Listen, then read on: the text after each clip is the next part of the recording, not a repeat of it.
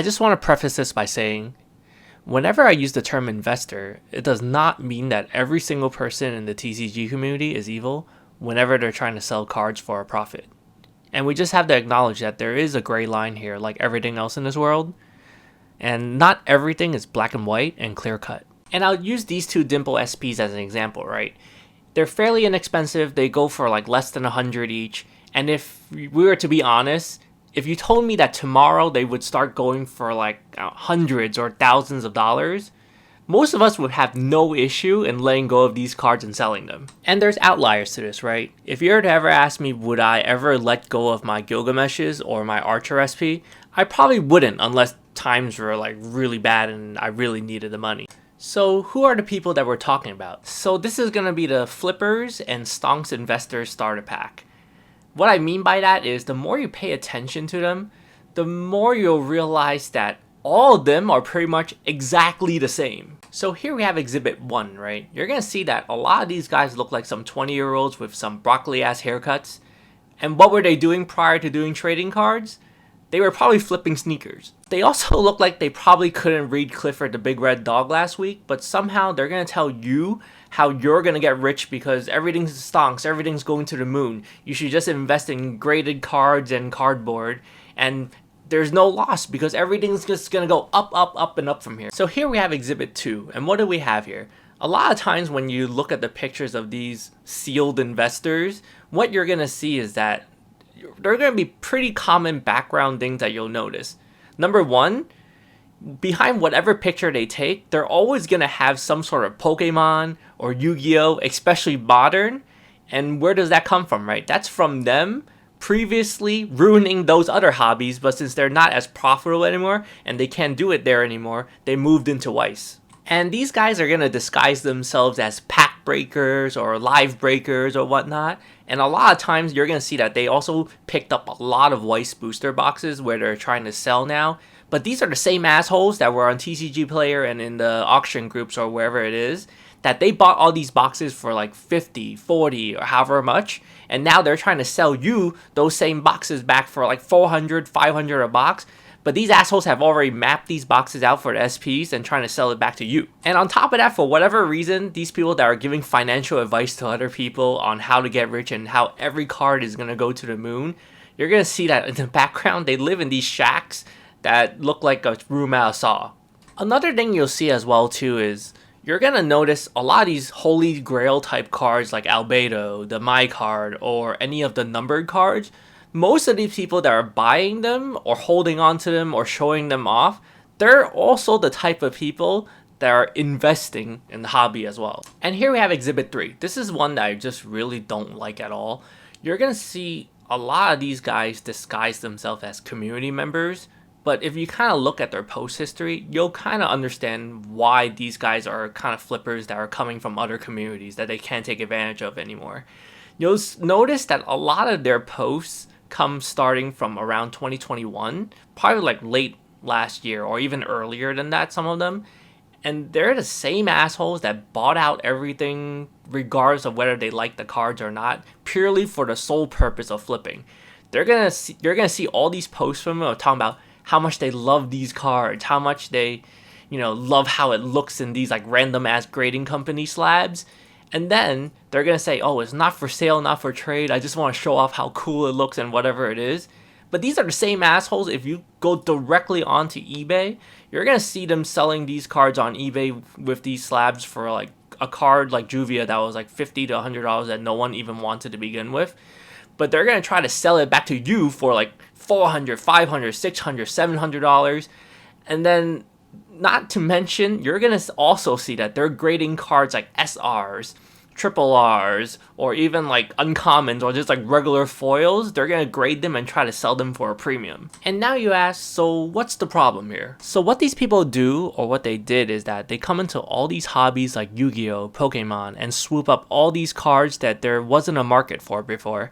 And they start grading and selling all these cards at premium prices.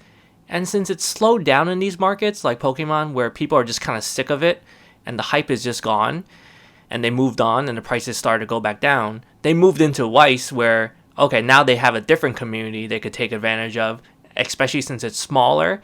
And things that go out of print in WEISS are even more limited. Even if there is a demand for it now, whether it's, speculative or it's artificial, it wasn't there before, and especially not for these stupid prices. And it's kind of the same for the other hobbies, where in these speculative bubbles where they try to hype these items up as much as possible. Like, for example, I gave earlier the Juvia card, right? The Juvia card, it previously sold for like less than $100, but these idiots try to shill these cards and shill their sales for as much as possible by disguising themselves as community members and talk about how cool grading with these companies are and how great it looks and whatever it is. And since there's so many people in the community that might be new to the hobby, since WEISS is a cool product, people fall for the hype and, they end up buying for these ridiculous prices because they just don't see past these people that are just like shilling for their own stuff and trying to promote it. And this is the same thing that happened to communities like Pokemon, where, these investors kind of ruin it. And how did we get here, right? At first, people in the community early on were able to kind of keep these idiots in check and kind of quarantine them. And people were allowed to tell these people that they were morons and how they were clowns for trying to pretty much ruin the community, kind of like how they were investing in Pokemon and kind of moved on to WEISS now. And then the clown memes were retired, the laugh emojis were retired, all the memes on these posts were retired because it was considered toxic and gatekeeping these wonderful new innocent community members that have no bad intentions at all. And what we see now is, with nobody keeping these idiots in check, they're kind of running wild and just doing whatever, where they're selling SSPs that were previously maybe like, I don't know, $200-$300 or even less, and probably people weren't even buying them at those prices, and they're grading them, selling them for like $4,000, $5,000, $6,000, $7,000. On top of the fact that you see all these SRs, triple Rs, or random $10 foil cards getting graded, you'll often see and realize that most of these cards that are graded are all 9s and 10s because the print quality of WEISS cards are pretty good in general. And almost all of the cards, especially if they came out in the most recent few years, people have taken care of them pretty well. And only probably like a small percentage of them have been thrown in decks and have like deteriorated a little bit where they wouldn't get a 9 or a 10. This is because grading wasn't a thing before in WEISS. Let's just do a small sample size using eBay to kind of show how niche the game WEISS SCHWARZ really is and why it doesn't warrant for all these premium prices of thousands and thousands of dollars that some of these people are selling these cards for, and you shouldn't pay them. And you'll see that a lot of these holy grail cards as well too, if you do a little bit of research on it, like the ones like the Albedo, the Bunny Girl Senpai, or all these serial number cards, most of the time the top and high sales going for so much money are one-offs from probably some idiot buying it that really wanted it really badly, or some investor. And you'll kind of see they're always buy it now prices and never kind of like an auction off price, because if they started off with an auction, it might never even go to these prices because they're ridiculous. So that's why you'll never see them as like bidding auctions, and they're always like these buy it now prices that kind of stay there for like a really long time until someone comes on and kind of gets suckered in, or they want it really badly, right? And we're going to use the sample size of showing how many graded cards are on there that are sold in the past 6 months, as well as how many graded cards are existing right now over the past 6 months, right? I say 6 months because eBay, I think, only keeps a record up to 6 months, so this is kind of like a sample size comparing WEISS SCHWARZ, Yu-Gi-Oh!, and Pokemon and Magic the Gathering. So with WEISS SCHWARZ right now, in the past 6 months, you see 218 results on graded cards that were sold. This is Japanese and English, including like SPs. You see like some idiots grading like double Rs. I don't even know why someone paid $44 for it. And then you'll see that with existing graded cards right now that are unsold, it's 532. And then you'll see that in Yu-Gi-Oh!, just to give like a sample size comparison, past 6 months, sold listings for graded cards is more than 10,000 results. And then we look at the existing current listings that are unsold is 13,000. Again, you'll see like give or take, some cards kind of go through the filter and they don't get filtered out, but you'll see that regardless of how many cards squeeze through, it still won't make up for the fact that this is only like 200 that were sold. And then we'll go to Pokemon now, which is the hobby that kind of got ruined the most by these investors. And you'll see that over 210,000 listings were sold in the past 6 months.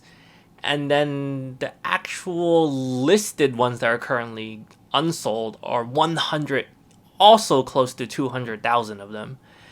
And then in Magic the Gathering, you'll see the same thing. The sold ones are 4,800 listings that were sold in the past 6 months. And then the ones that are currently up right now is 18,000 that are up, that are unsold right now. So what does that mean for the sample size, right? What does that mean is that WEISS SCHWARZ is really, really, really, really niche. And it really doesn't warrant for these prices that are being sold for and what they're trying to do to this market. And then when you sort by highest to lowest on the actual sold listings, you'll see that a lot of these listings, the Albedo, the Rem, the Rias, they're all these like hyped up cards that people sold at the end of last year. And they're all these considered holy grail cards that are pretty much artificially inflated, so everyone is trying to like jack up these prices. So what do you see these investors do, right? They buy out the Bunny Senpai sets, they buy out the Overlord cards, they buy out like the Rem cards. The Overlord cards, they kind of got shot in the foot because they're gonna reprint them, but they're not reprinting the TD one, right? So they can't scalp like the other SP. But you see here, it's always Rem, it's always the Bunny Girl card, it's always Albedo, and then some of the newer cards like the quintessential quintuplets and stuff like that. But these high ticket items are all like kind of very, very one-off sales.